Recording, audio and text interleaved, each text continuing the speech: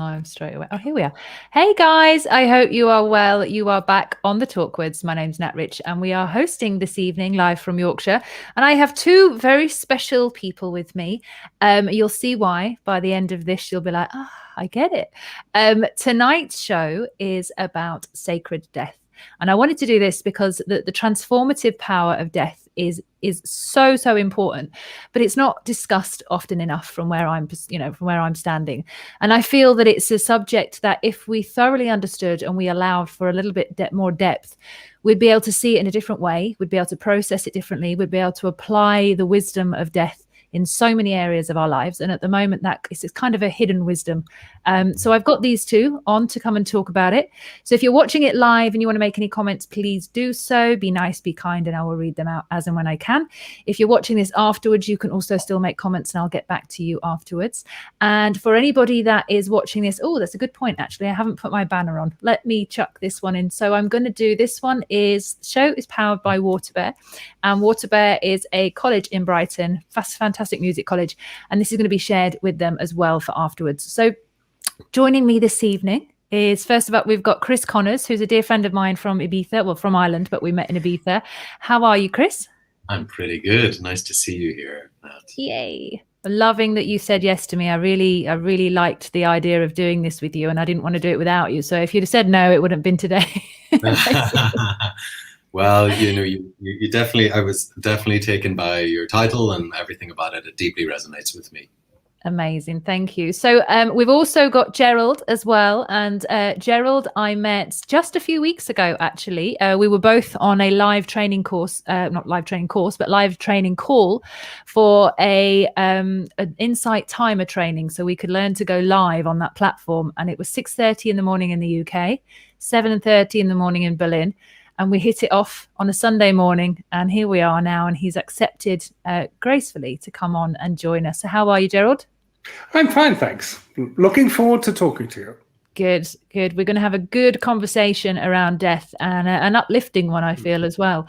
So I'm going to ask you both a little bit just to share with the audience what you do and what your background is. And as you will notice, guys, their voices can be very relaxing. So just sit back, relax, and absorb the wisdom from these two, because it really makes me my heart warm that they've come on and said yes together. So, and they don't know each other. So I'm putting them in the spotlight here, which I love. So Chris, I'll start with you. What is your background for the audience, if you can go into that, and kind of your understanding of death in a synopsis, and then we'll go a little bit deeper into it afterwards. Wow. Okay, that's a good subject. Well, essentially, I've been working in the field of meditation for 20 years now. Trained probably 96, 97, 98.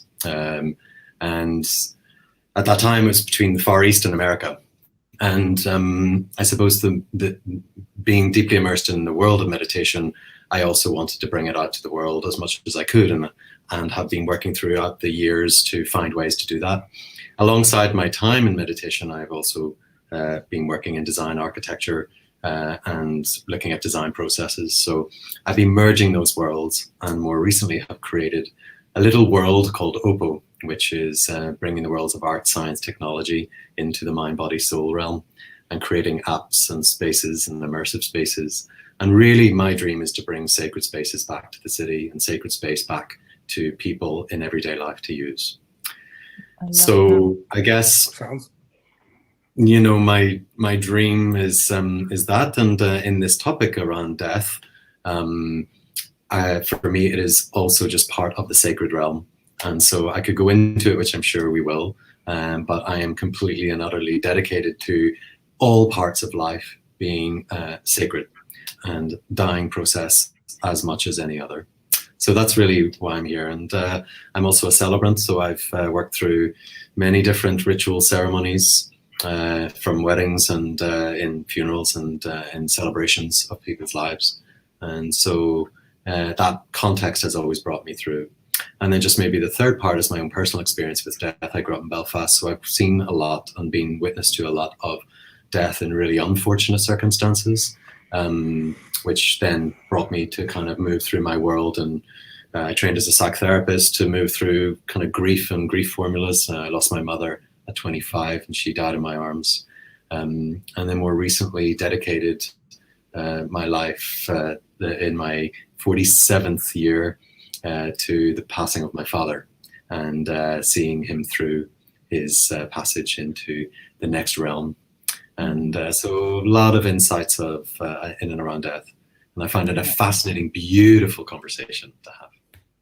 So amazing. Well, thank you so much for sharing that. And we are going to go deep into the exploration of death. And you have a wealth of experience. And I was there in Ibiza when we kind of did a little celebration out on the boats in the middle of the sea around after your dad died. And just such a beautiful process to see you go through and handle it with such grace. It was an honor to see, and that's why I thought you'd be perfect for this subject. And I just enjoy watching you do what you do, and I think it's valid. And this is exactly why I've got this platform, is to share people like yourself, and I say quite often about humanity, I've got such a faith in humanity, and people question me on that. And I've said, if you knew the people I knew, you'd see why that is, and you're one of them. So thank you so much.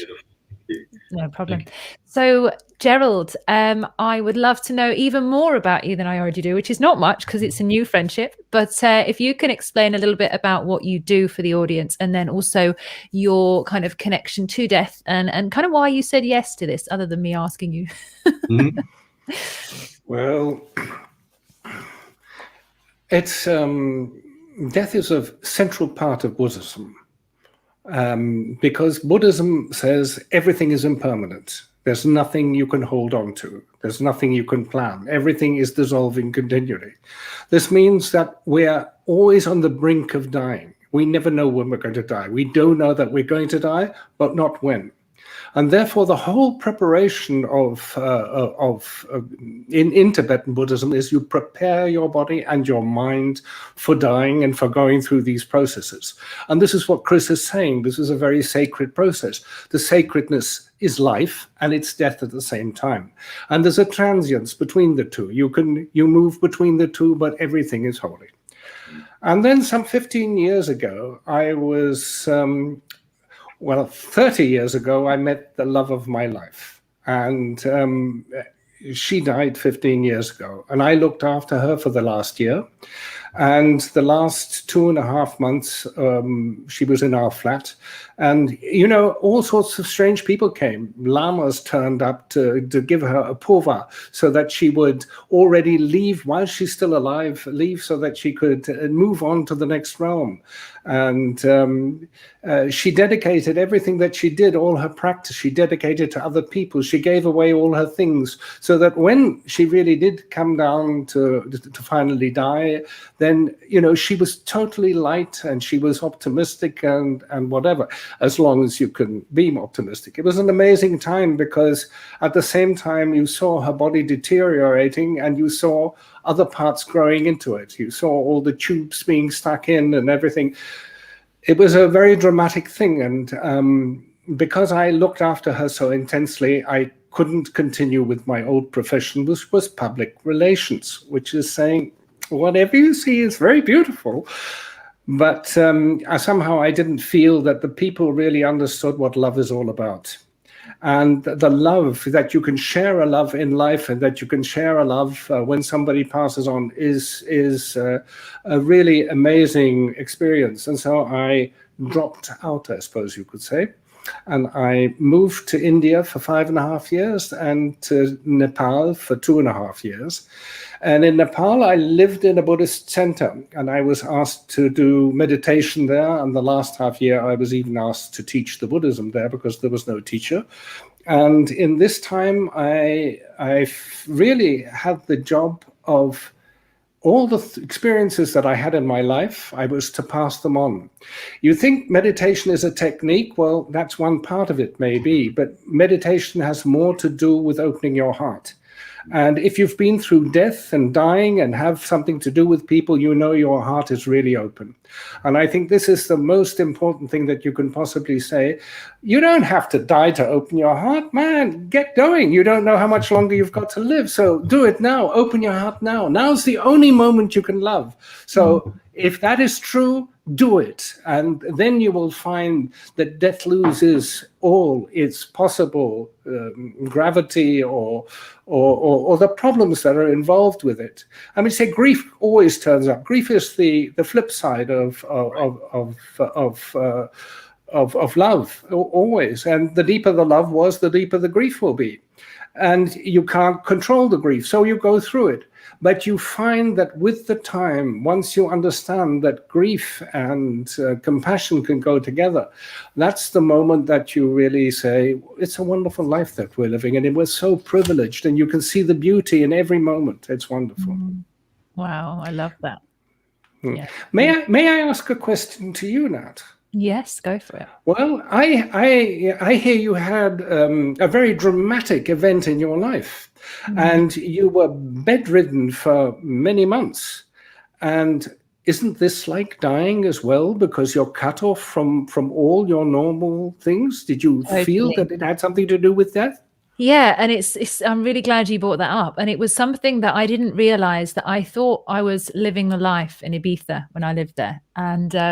And I really wasn't, but I didn't know at the time. I was very much enjoying myself, meeting people like Chris and having a great time. But when I did have the problem with my back and I went back to the UK and I was laid in bed, I had a very quick realization that those that really do care, that, you know, will show up very, very quickly for you. And those that don't, it kind of gives you this thing of like seeing where everyone is in your life, which was quite a kind of experience. I was like, oh, and I laid there and I realized that, really, to be honest, I was actually in the right place at the right time, and everything that was happening for me was exactly as it was meant to happen. And I'd gone through this experience because I was meant to. So I kind of accepted it very, very quickly. I had a few tears for like an afternoon, I remember. And then I laid there and I was just like, well, now what? You know, like I can't go back to Ibiza. The doctor's saying you're not going anywhere. I thought I was going to be in bed for like 4 weeks and do some Pilates, and off I'd go again with a brand new back. And it was, no, like I'm still living in the UK now. And that was like 3 years ago. But it really woke me up to the realization. And, you know, I look now with lockdown and everyone's like, oh my God, you know, we're in lockdown. I was in bed for 6 months on my own when the whole world was doing their thing and going out. And I was really on my own.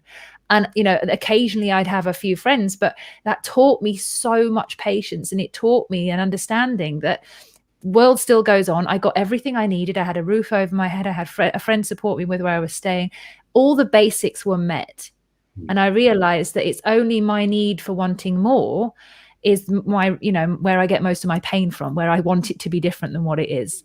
And I accepted it. And I was just like, oh, okay, this is what it's about. And it was a really humbling experience. So I actually really enjoyed it. I think I might have laid it on a bit thick, actually. I might have been in there longer than I probably needed to be, but I was really enjoying the process. And I was learning so much. And it's something you said then about the feeling of love and grief. And I was on a retreat very early in November. And I basically had a chat with one of the guys that was running the retreat, and I'm studying like the ancient principles of natural law at the moment. So it's not common law or anything. It's natural law. It's the sovereignty of the truth, the absolute truth. And the guy said to me, one of the guys in the retreat was talking about the opposite of love being fear. And the guy who was running the retreat said, it's not fear. He said, we don't fear fear. It's not fear. The illusion is that love, and the opposite is fear. He says the opposite to love is grief. And the job that we have here in the planet is to become okay with perpetual overwhelm of love or grief. Because then if we're happy with this perpetual overwhelm in love or grief, we're living to the full capacity of our emotions, whether it's this way or this way. It's not about balance. It's never been about balance. It's becoming okay with the emotions in whatever way they take, you know, whatever way they go. And he said, but you're not here to fear. And it just, when he said it, and I was just like, oh, and it sank so deep into me. And I was just like, wow. And it really, you know, I felt it in every part of my being. And then a couple of weeks later, I'm already at home from the retreat, and I'm at my mum and dad's house where I am now. And I was in the kitchen and I was thinking about something, and this feeling came over me, and I dropped to my knees. And because I was saying to myself, I was like, have I got to get used to this rejection? Because it wasn't that I was going through rejection, but I was thinking, what is it that I'm missing something? Is it do I need to get used to rejection? Is it because I'm on my own? What is it? And this voice popped into my head and said, you've done rejection. You've got like the hood and, the t-shirt and the hoodie of rejection. You're not scared of rejection. You're scared of a deeper level of love than you've already been in. So when you can handle that, that's when it'll come. And I was like, oh, and I dropped to the floor and I was overcome with this feeling of love that I have never, the depth of which that went to. It was a happy drop to the floor, but it shook me to my knees. And I cried and I was on the floor for about an hour and a half.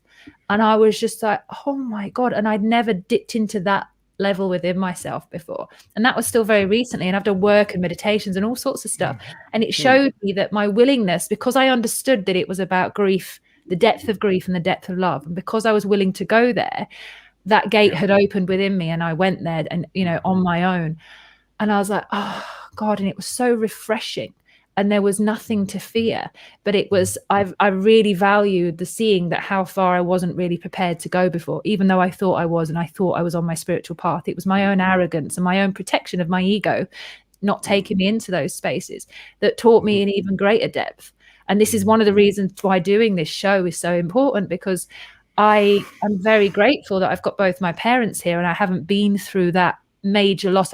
When I was younger, I lost one of my best friends, but later on in life, I see it happening so much in the world right now. And I wanted to bring a different understanding to it, because I now feel like I understand that there is a different understanding and this kind of sacredness around it that's so important.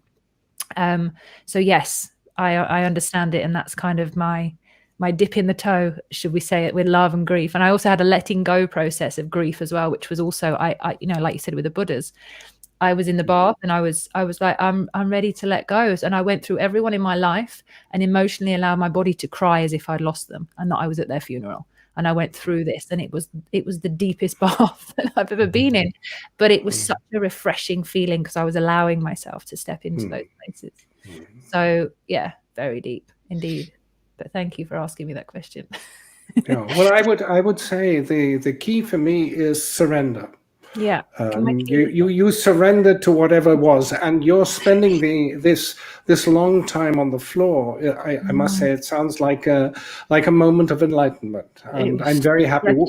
I think our whole life is we have all sorts of enlightenment experiences, but that definitely sounds like one, because of the freedom that come with it, and it was embedded in love. And I think this is truly wonderful.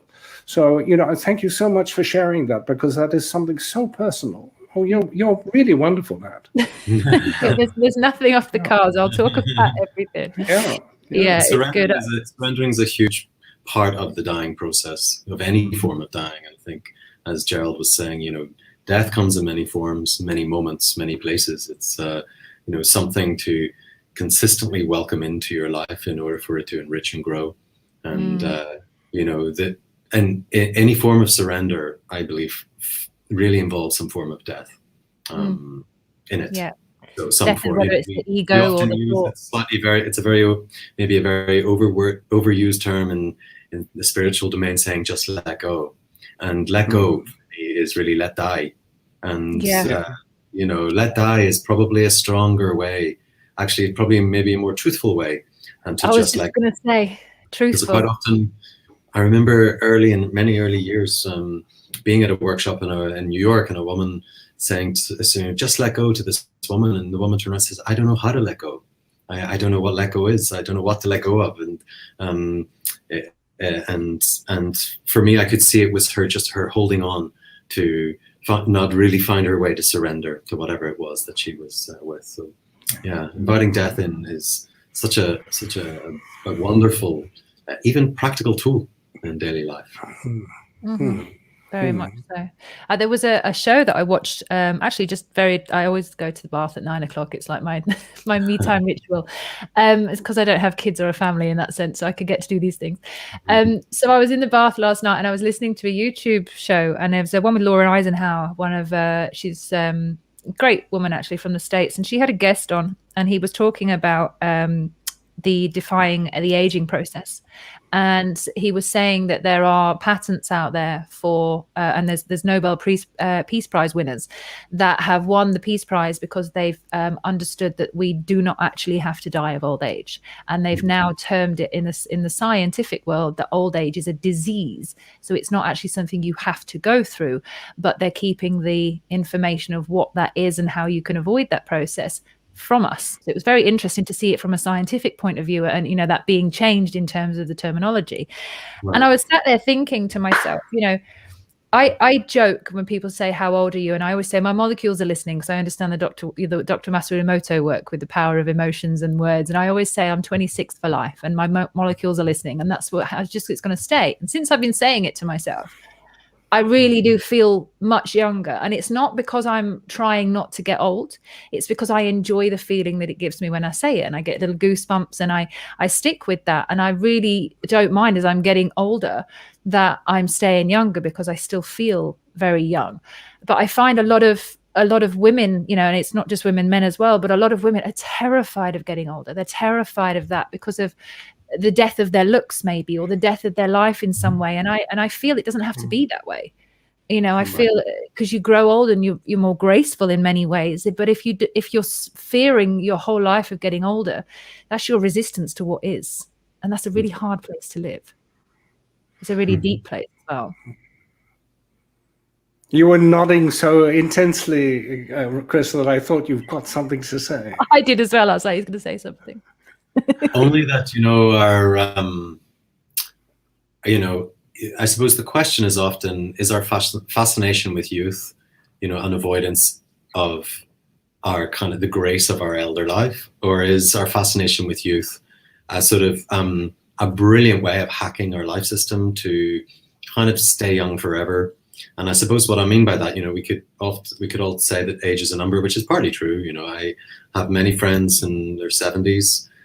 Who have teenage spirits, and I have many friends in 20s who are almost ready to leave the planet. It's not necessarily age related, but I'm always wondering about that. I have some good friends who have talked about hacking the system to live until they're 150, 200, and have that real belief. But I think also it seems to fit in line with quite a strong fear of death, or a fear of aging, and a fear of that kind of unspoken. But I think this is a mistake to equalize the words, or to put them on the same level as death and aging, because death can happen at any time. Exactly. And I think the most important thing about death is really, it demands that you say, what is your priority?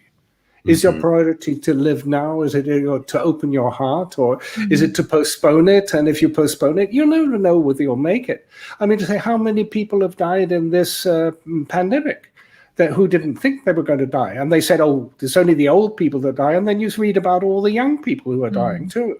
So I think it's very, very important that you say, what do you really want? Where do you really want to go? If you feel, I think one of the things that Nat said, which was very beautiful, she said she experienced herself as being complete. And then you don't search outside. Then you are, if you're complete and you're whole, this is the level that you can meet. And if death reaches you, and it will reach you, this is quite clear, then it is the body that will die, and your spirit will live on, and your young spirit will live on. I don't know how and where and when, but it definitely will.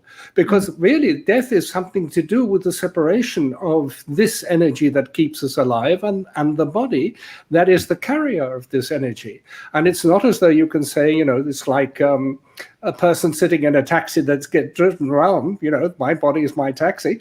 No, it's not like that, because it's totally interwoven.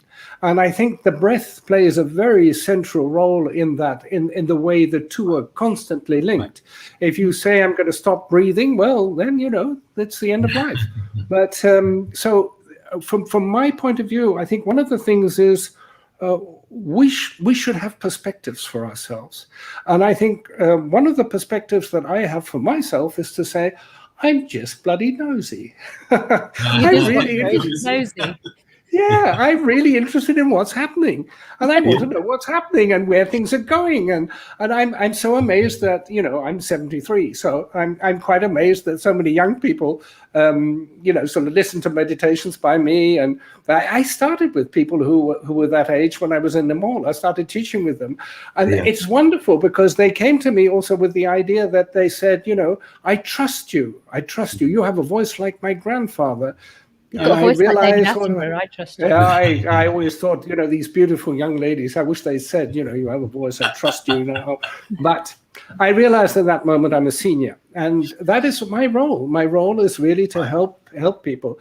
And this is the fascinating thing, because the problems and challenges that arise are something that I can react to, and I can share my knowledge or my experience. And if I don't have it, I can say, wow, this is wonderful. We've got a new chapter to look at. So it's not as though, you know, COVID is, for me, is no drama, because it's, you know, if you've ever been on retreat, it's no different. And she got stuck in her bed for half a year. Wow. So you had the biggest retreat of us all. Retreat. Yeah, longest retreat. Sure. Yeah. And the insight led to love. And it led to the fact that you lost your fear. And it led to the fact that you are courageous and you are a model for other young people. And I think that's really wonderful.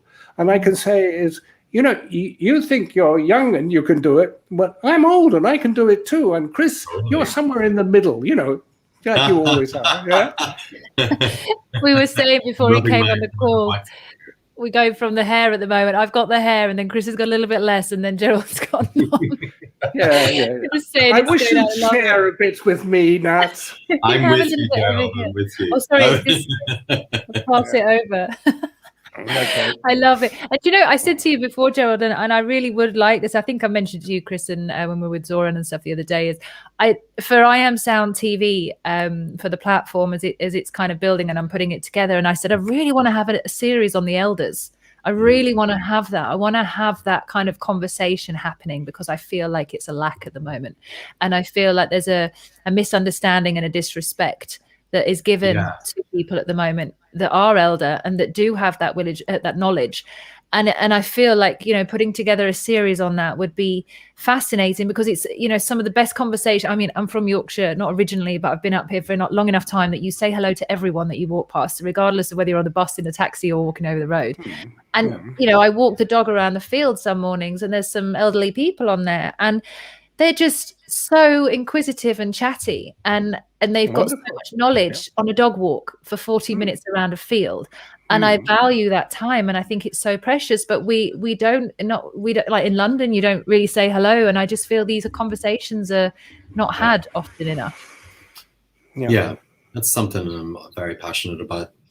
My father had a stroke when he was 64, and it took the right side of his body, and also his speech. And for an eloquent lecturer from the university who used to love scaling mountains, it took everything from him in many ways.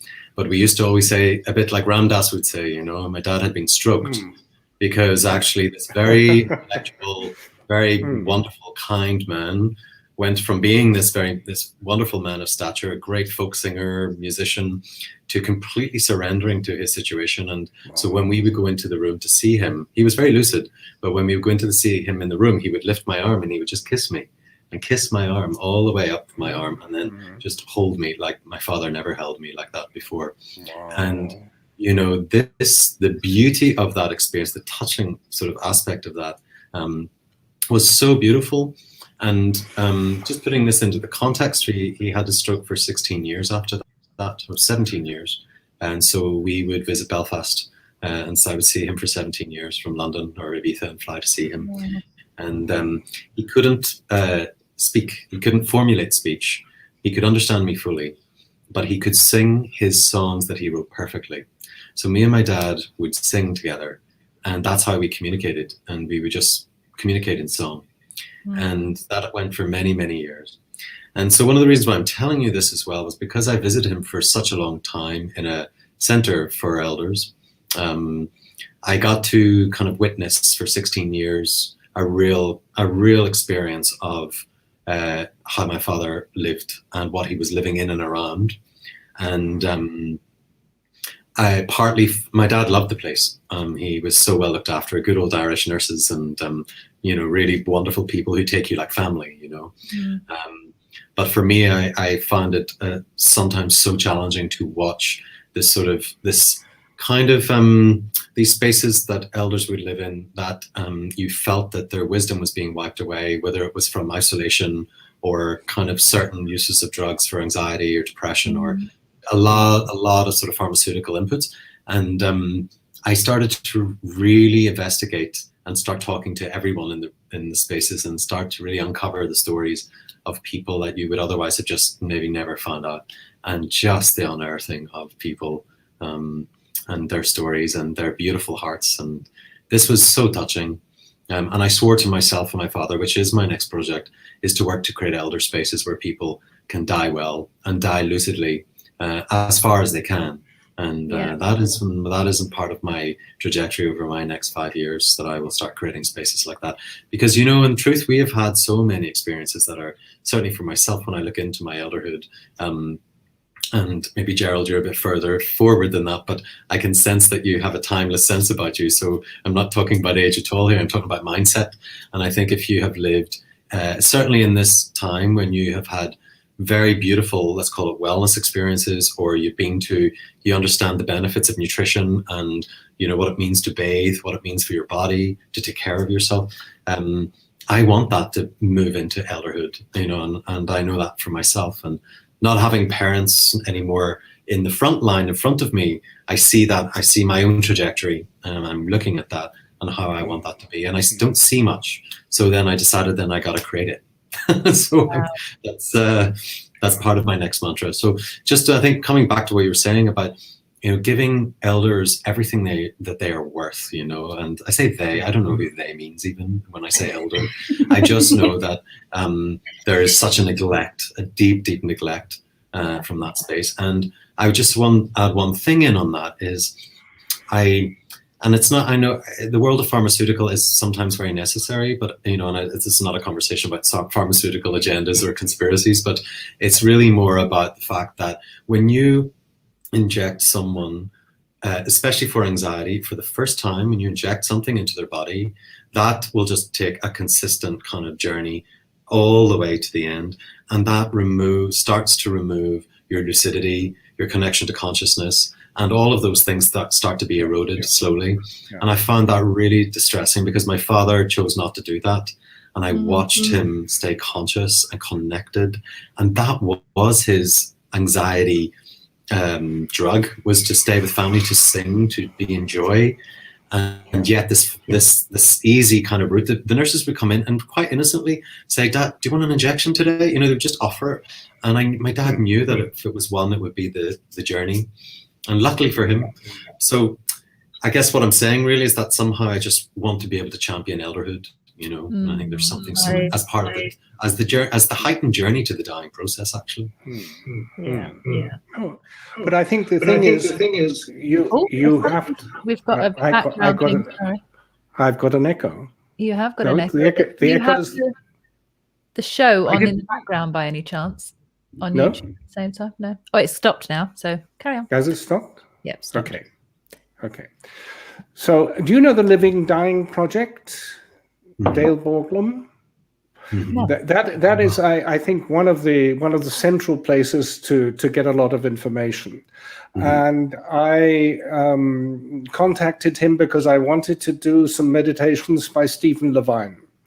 And Stephen Levine did a very, very, very beautiful meditation about dying. It's called Letting Go Meditation, just to go back to your words. And the Letting Go meditation that you can find on the livingdying.org website by Stephen Levine, I asked his wife, who's still alive, and I'm very happy about that, whether I could translate it and record it, and I did. And then somebody said, "Oh, I don't want to have the word death. I'd like to have it without the death." So I recorded it in German without the death. But it's very interesting because it has something to do with breathing in and breathing out and finding the role of the breath. And then finally you just breathe out and you leave the heavy body behind you. and you breathe out into this enormous space of consciousness, and you're so free. And then you feel the first breath coming back again, and you come back and you're reborn. So it's basically, you don't have to break a back like Nat did. You can just read Stephen Levine's meditation, and you'll find it really deeply moves you, because you have a feeling that your essence doesn't die. This is why it's called sacred death or sacred life. You are love, and with the love that goes through everything, that is the key.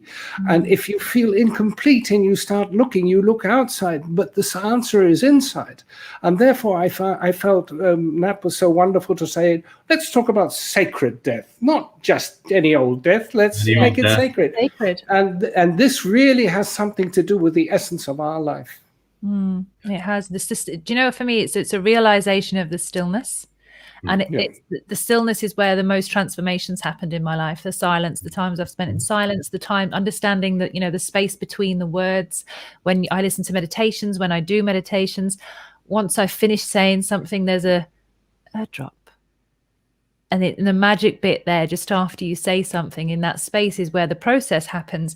And that's where people take that in, or they get ready for the next word. But it's this whole process in between, in the silence, that for me made me look at death in a different way as well, in the sense of, there is something beyond the silence, because something always comes out of it. Not everybody knows what that is. I've had my own experiences where I've, and I won't go into it now, but it's a whole other topic, which I mentioned a few times. I've had experiences where I've had people who have died that have come to talk to me, to ask me to pass messages on for people.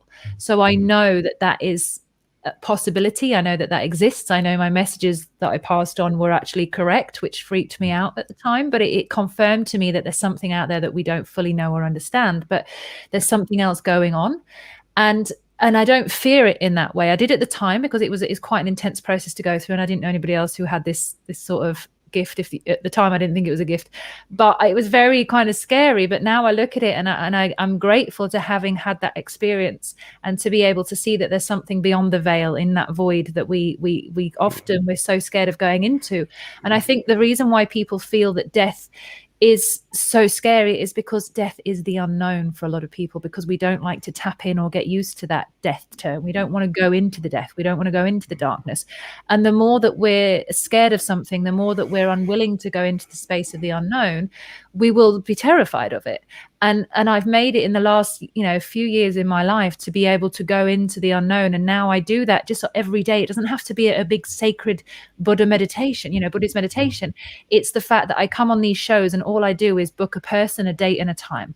I don't know the questions other than the subject. I don't want to, because the more I can go into the unknown while I'm here, the easier it's going to be when it comes to the time. So I try and make sure that as often as possible, I can make those decisions of going into the unknown, because I joke and say, I don't have plans, because God has better ones.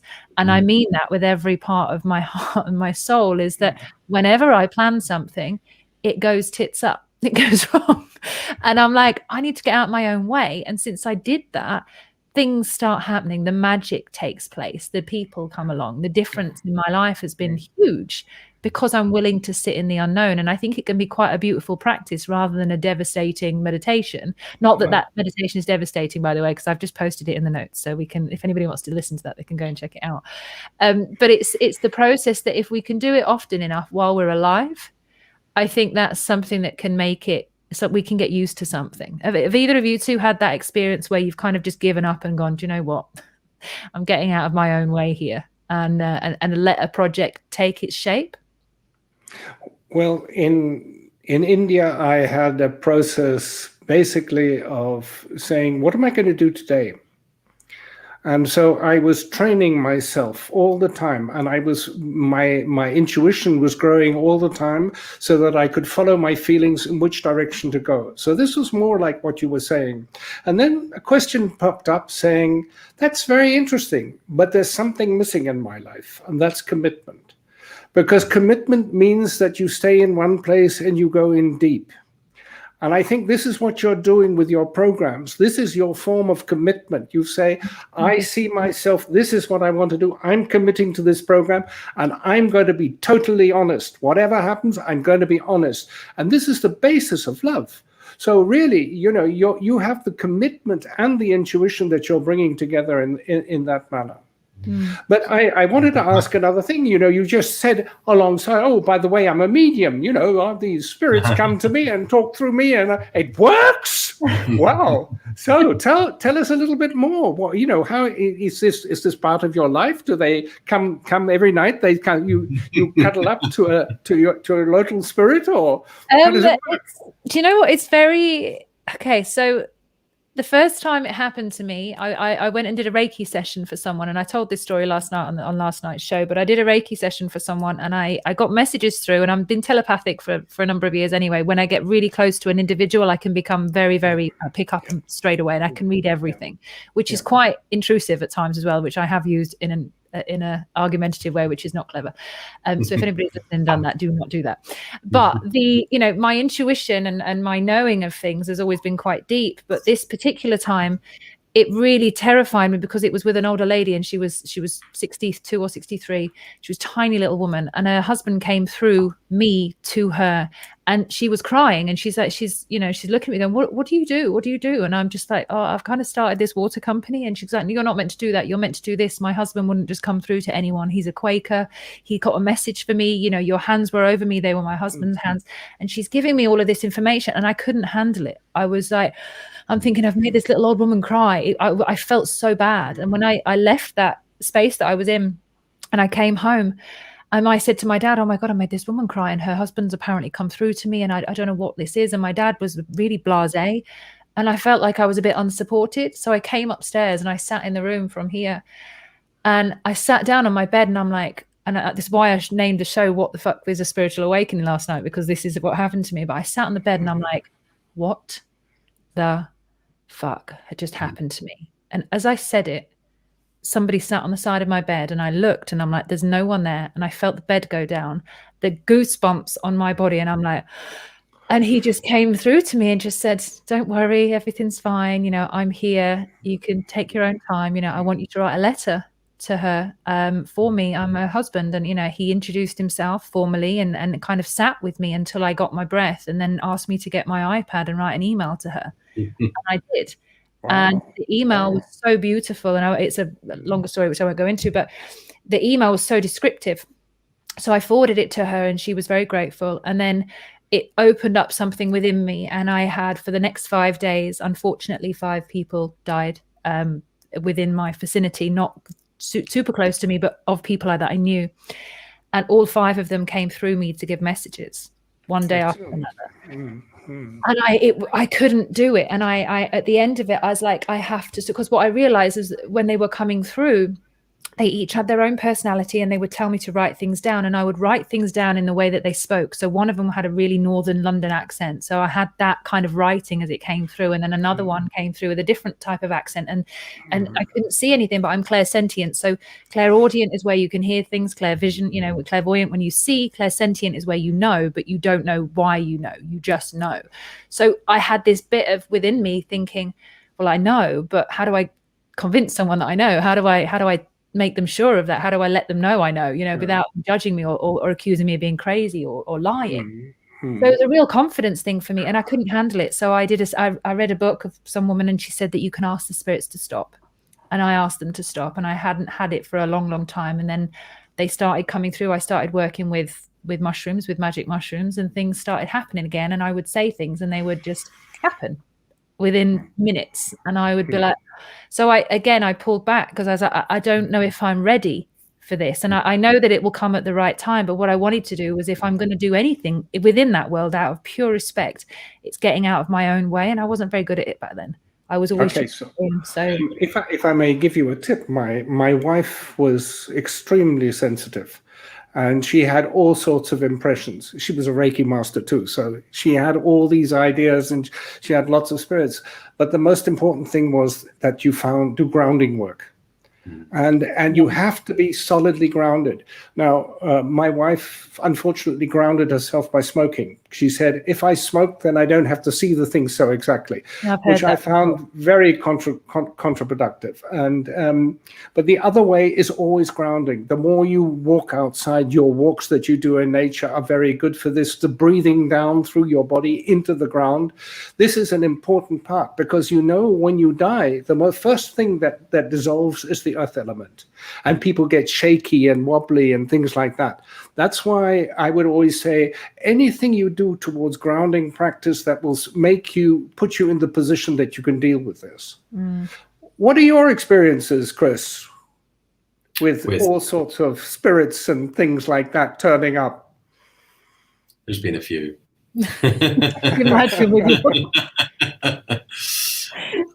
So it's an interesting one, because actually just today, a very good friend of mine, she lost her godfather her godfather passed in Paris, and she went there, and she's just there now.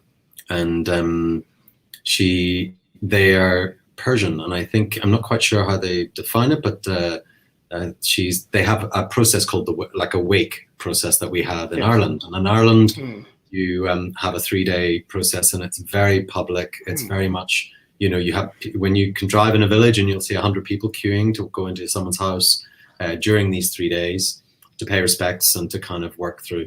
And of course, that process is based in sort of the deep passing of spirit. And in Ireland, when we were kids, we grew up with wake, and obviously went through that with my mother and my father. But so this sort of connection between the sort of the physical and then going out into the phenomenal. I think, Gerald, that's very good advice in a way, or very good counsel, is always to try and understand things from the body and a sensed feeling that grounds you, rather than necessarily just traveling out and outwards all the time. Sometimes you can't stop that, of course. I've had many journeys myself, and many communications with faraway fields. I'll save it for another show, but for sure, or save it for another conversation. But it's definitely taken me to some extraordinary places and spaces and meeting points in my life. And I think probably also confirms the sort of, there's a sort of, what it really brought me was a kind of, like a kind of seriousness. Is that the word? Yes, it is. Seriousness around death, actually, to some degree. That there is some aspect of this which had a humor to it as well. Somehow there was a different kind of conversation around it that helped free me up. And so those experiences have always helped me free up around this idea that you're just a body and a mind, and you're going to head off somewhere else. So those experiences really helped me through kind of a deeper layer of understanding death, actually. It's been really poignant. There's something that I found for me that one of the other reasons it stopped me was because I didn't want to be unrelatable. Like I was involved with a guy at the time, and I was extremely, let's just call it witchy, because that was the best way to describe me at the time. Not in a negative sense. I don't think the witchy negative thing needs to even be a thing. There was a lot of times where I would know an awful lot of information, and it was flooding through. When I say information, it's not just like, oh, I know what you're thinking. Mine was like, I was getting codes, or I was getting dates and times, and I was piecing it together, but they would be for him and they wouldn't be for me. And I have this a lot with people, where they'll be working on something major, and I'll be with them for 20 minutes, and I'll be like, boom, oh, you need this, or you need to see this link. And it's quite overwhelming for some people. And I also had a problem at the time. I didn't really know much about keeping my mouth shut. I'd always just talk as it came through. So I was like, boom, boom, boom, boom, boom, boom, which is, if you're trying to create intimacy with someone when I've constantly got my gob open, it's not really the thing to do. And I feel like I was a little bit too much. Right. Well, I think it comes back to, coming back to being in, if you're really, channeling this work in any form to be in service for others, there's also just allowing the kind of the good practice and good I guess just good practice for others, so quite often you'll meet people who are able to kind of see things. I know of myself, my intuitions are really heightened. I work with people and clients most days, I could easily tell them what I see. and yet at that point it's really not about me. And there's always that sort of layer of at what point does this become relevant or not? And there's always a deep listening in that around this kind of information that moves through you. It's not really necessarily about transmitting information. It's really about is it service? Is it for service? You know, and if it isn't, then it's just an experience. You know? Yeah. That's fascinating, because I think deep listening also needs dialogue. Because you see, I basically believe that when you love a person, you have two people standing up for themselves and they resonate. And I think this resonating is dialogue. And therefore, if you have all this intuition, it's very interesting to say, I have listened deeply, I have understood it, but the question is, when are you going to resonate? And when are you going to communicate? Because really, you get these messages because they can really inspire people. And they can take them to the next step, and they can save them a lot of time and a lot of worry and a lot of other things. And therefore, to say, I'm going to sit on it and I'm just going to be silent, and I don't know. I would say you can't fix a rule. I think anybody who's highly intuitive runs through Nat's problem of talking too much. That's quite clear. But then comes a point when you can say, we really want a dialogue. We really want to resonate with one another, and that changes the whole thing. Absolutely. I get a knowing, and the knowing isn't necessarily in words. It's just an intense feeling. And then what I've become used to, and I think what Chris is saying is lovely, obviously having that space and that time and sitting and making sure that whatever's coming through me is coming through me in the right way, and it's coming from the right place. So I'm not getting in the way of that information, which is the silence, which sitting in, which is more important.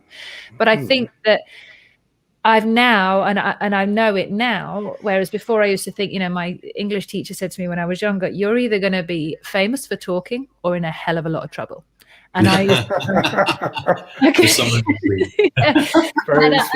get it now, but I can articulate things in a way that other people are in awe of. And I never used to let that flow, because I used to think, oh my God, am I talking too much? So I'd stop or I'd say something else. Right. Now I trust myself to bring through what I'm saying, because sometimes I will open my mouth even after the deepest meditation, I will open my mouth and I will finish, and I have no idea what I've said or why, and people are crying, and I'm now comfortable with the cries, because I know that they obviously land. But before I was really uncomfortable. I'm like, oh, I'm not sure what to do. But I think now it's I know how to articulate it now, whereas before I didn't, and I would just bitch slap this comment and this bit of truth, and no one wants that. No one wants you to deliver their truth, the bitch slap. It's more like, can we have it on a cushion, please? Can we have it at the right time and in the right way? But now I can do that. But that's taken confidence. And also knowing that I do know things. It doesn't mean I've got a big head or I'm arrogant. It just means today I know, tomorrow I might not. I wish I knew the lottery numbers sometimes, but I don't. Sometimes it's really random information. But it's just having that confidence, I think, now, whereas I didn't have that before. But we all grow and learn, don't we?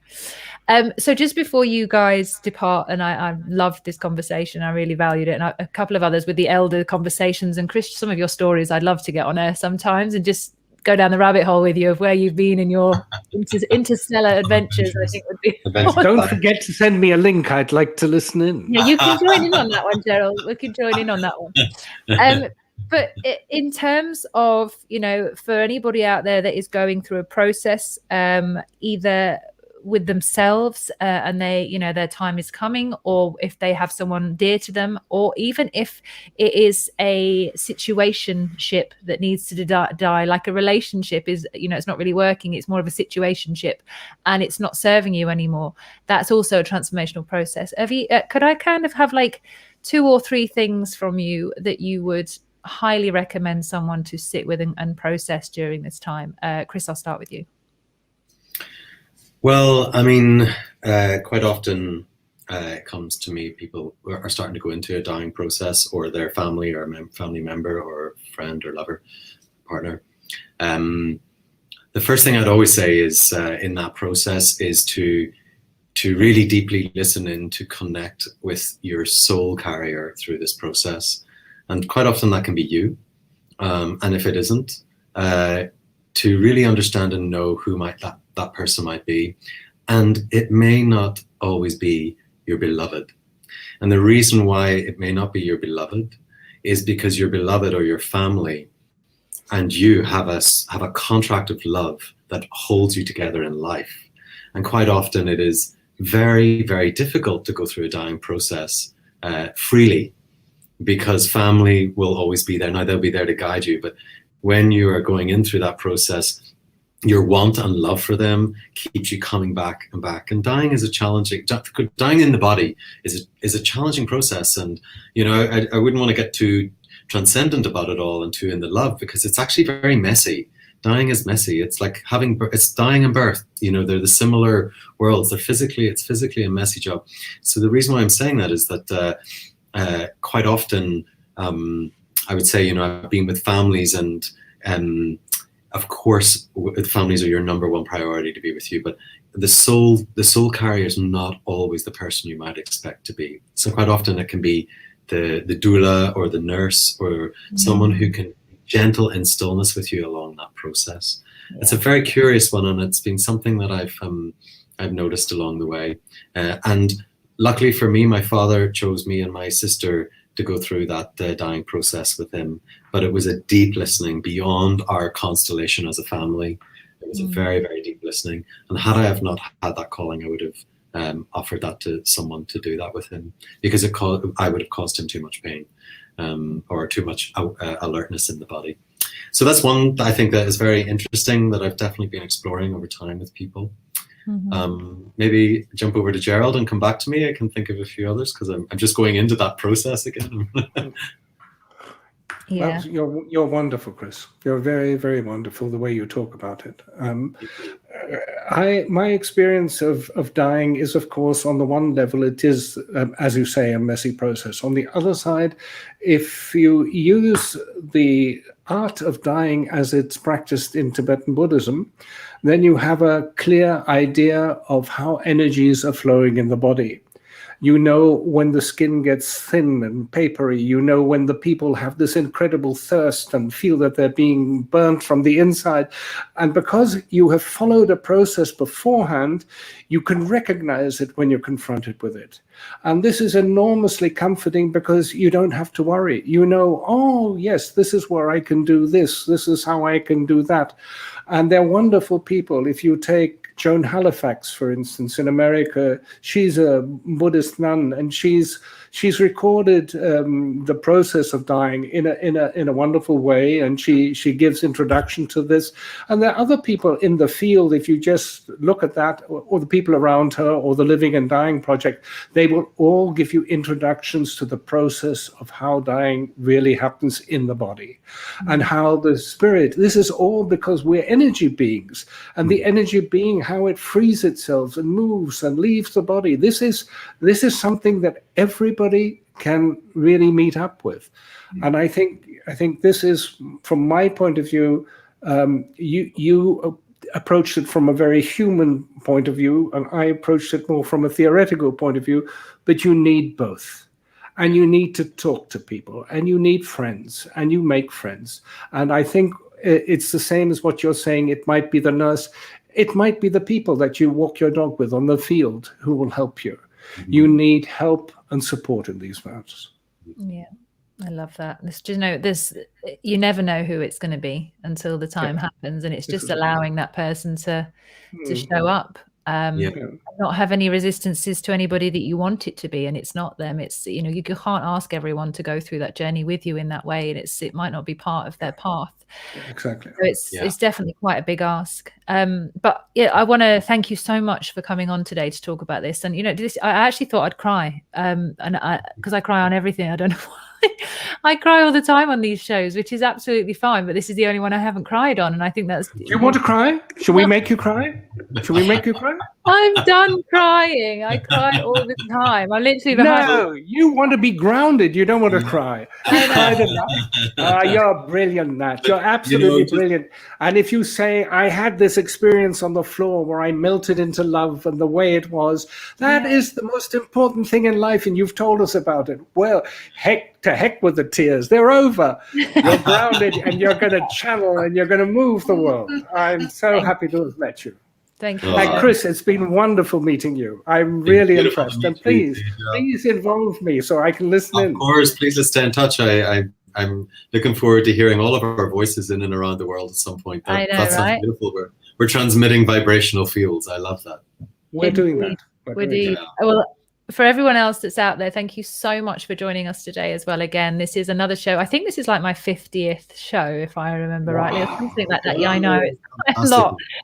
It's crazy, but I'm loving doing it. And I came up with a tagline the other day for I Am Sound TV. So I'm calling it I Am Sound, and it's TV for the soul. That's going to be my tagline. So it's all about stuff that will move you from the inside out. And these conversations will keep coming. I'm currently only doing 3 days a week now because I've decided to not go toe for toe with Boris. I've decided that was a bad idea, and I'm changing it. So I'm doing 3 days a week, and it's Tuesdays, Wednesdays, Thursdays for now. And the rest of the time I'm spending learning more, going more and more into the world of crypto, which is a whole other show and a whole other world, which I'm really enjoying. But thank you so much for everyone. You guys stay there, but everybody else at home, I will see you next week. And that is, next Tuesday. I'm not sure what's happening, but I will put that out there at some point when I can get around to doing my admin. And thank you for joining me. And stay tuned. There's loads more to come. And if you haven't already downloaded the app, by the way, please go and do that. Go I Am Sound in the App Store. You can get it from your Google Play Store or the App Store. You can download our radio station, and it's got loads of chilled out kind of spiritual ceremonial music on there. It's got a little bit of Ibiza vibe to it as well, but I'm adding more and more of the magic, and if there's no track on there unless it gives me goosebumps. So you have my word, you will enjoy it. But for now,